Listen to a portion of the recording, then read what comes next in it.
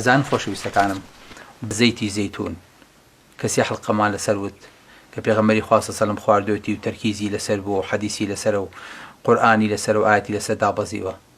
ئەزان ئەمڕۆ چەند بەحسی لەسەرە؟ 2775 بەحسی لەسەرە تا ئێستا.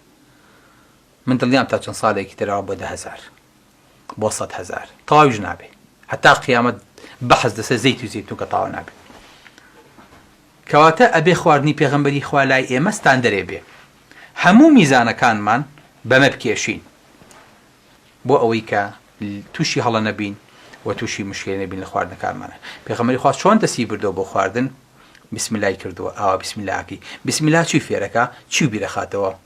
پێتەڵێ ئەم نانە بەناوی خوا بخۆچکۆی خوایە، دواییش لەسەر منهەجی پێغەمبەری خوا بی خوا صلی الله علیه و سلم، نەکەی دوورکەویتەوە، نەکەی بە نەزانانە بیخۆیت، چونکە ئەوەی تۆ ئەمڕۆ ئەکرێ سوودت پێ بکەێنێ ئەگەر بە نەزانی خواردووی نەزانی ئیسفادی لێ بکەی، سوء ئیسیفادەی لێ یەکەیت و بە زەرەر بەرسەر تاشکێتەوە.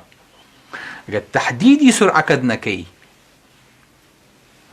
بۆ ئەوەی کە خاو نەبی، لەوانەیە سورعەتەکە زەرەر لێ با، خوا نەخواستە تووشی ڕەداوی زۆر ناخۆش و زۆر پڕ ئەسەفت بکە. بۆیە خواردنی طەیب چییە کە خوای گەورە باسی کردووە، کە پێغەمبەری خوا صلی الله علیه و سلم باسی کردووە؟